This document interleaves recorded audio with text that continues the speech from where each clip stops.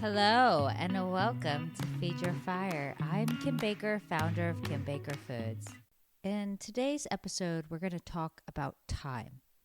In scientific terms, time is a dimension, but in our lives practically, time is a connector. It's a unifier, a precious resource we don't want to squander, and it's a language.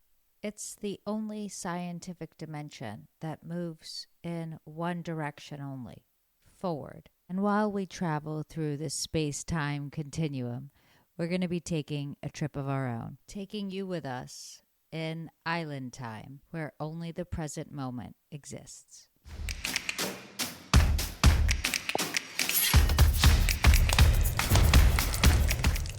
This is not a space mission with Gail King and Katy Perry. We'll let the Blue Origin flight crew worry about the theory of relativity.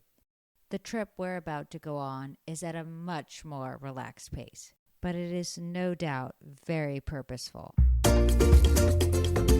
That's right, we're going to the Caribbean.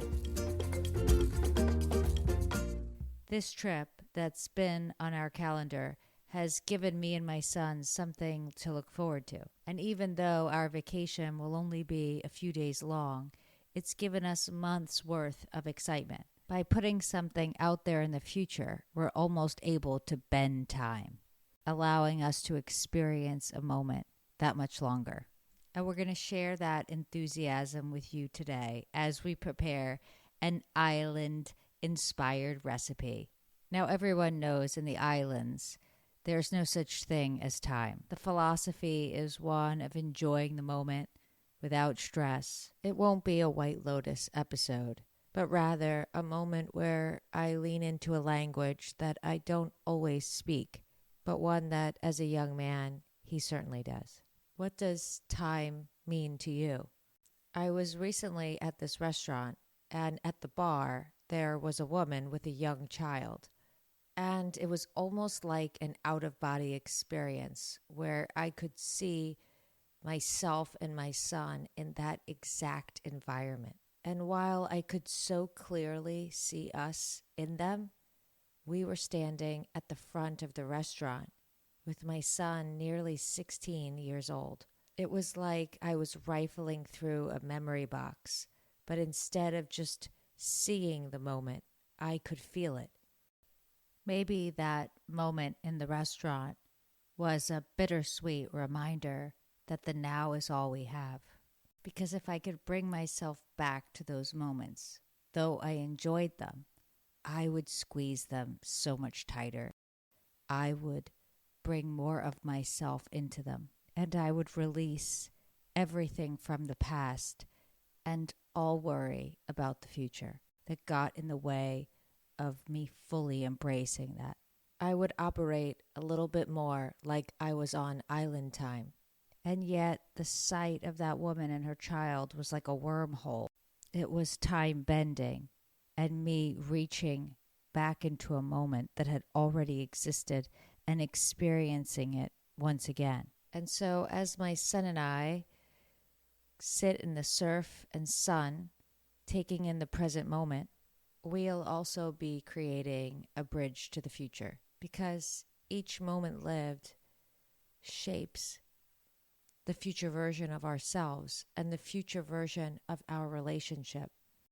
And thinking about this experience as a sort of wormhole to the future, it makes it so clear that the quality of that time is essential, because it's not only lived in the present, it's calling in what we experience tomorrow.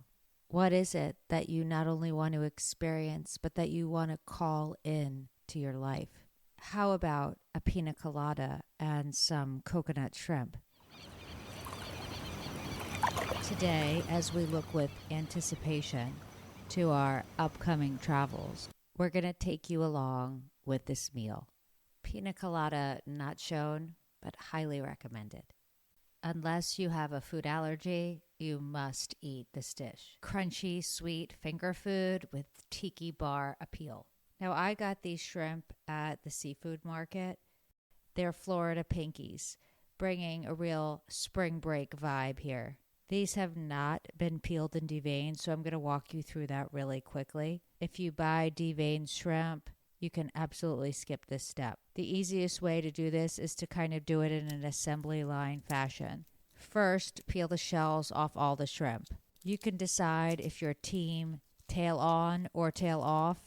Normally, I'm team tail on, but I will say, having made these, I would probably go for tails off so you don't have to decipher between the crunch of the coconut and the crunch of the tail as you bite into it. So once all of the shrimp have been shelled, take a paring knife and very gently run it along the curved side of the shrimp. That will expose the digestive tract, which you're just going to pull out with the knife like you're pulling out a string. Do that with all of them and then put them in a bowl and rinse them off with really cold water. Now we're going to set up a breading station, or in this case, a coconutting station. Now grab 3 bowls. In the first bowl, I want you to put some flour and I want you to season it with salt and pepper, a little bit of paprika, and some cayenne pepper. In the second bowl, we're going to put egg whites, and in the third bowl, we're going to put sweet coconut, and we're going to add in just a little bit of flour. Then pat dry the shrimp, season them with a little bit of salt and pepper, and move them through that coconutting station. First dredging them in the flour, then dipping them in the egg, and then covering them with coconut. Once you've done that with all of them, set them aside and grab a saute pan. We're going to pan fry them in batches, so the bigger the pan, the fewer the batches. Now let your pan get nice and hot, and then add in an oil that could hold a high temperature like a peanut oil. You want the oil to be about a half an inch deep. You'll see the oil start to almost ripple, and that's when you know it's hot enough to start frying your shrimp.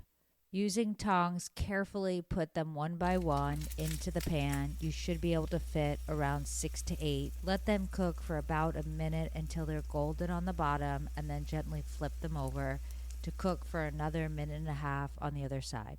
Now these are Florida pinkies, so they're already pink, but most shrimp have a sort of gray tail that will turn pink when they're done. Go ahead and remove the cooked shrimp from the pan, put them on a paper towel lined plate, and sprinkle them with salt.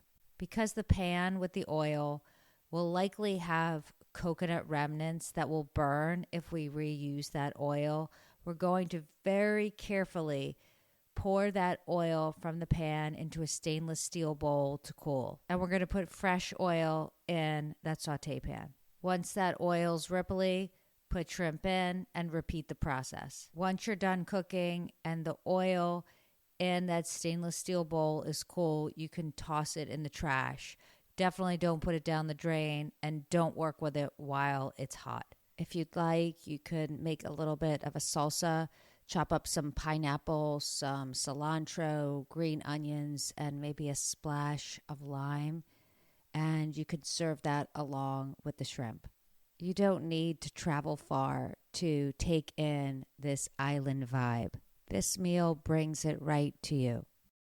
The experiences I've had with my family have taught me about the fragility of life and the elusiveness of our time together. And it's made me ever more aware of time's passage. There's this 80s song, Nothing's Gonna Break My Stride, that I feel like should be the anthem for everyone, because time requires forward motion. Now, moving forward can certainly be at island time, relaxed, unwinding, unencumbered with worry. We could speak this language of love slowly and intentionally, creating a bridge to the future. One day becoming a flicker of a memory, like that woman I saw at the restaurant bar. A hologram of who I was and who I am, ultimately portraying who I'll become. The best part of all of this is that we get to choose how we meet the moment.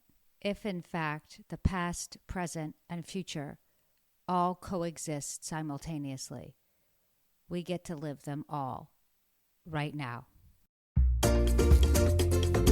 Until until our next episode, I say so long. Feed your fire, where food nourishes growth.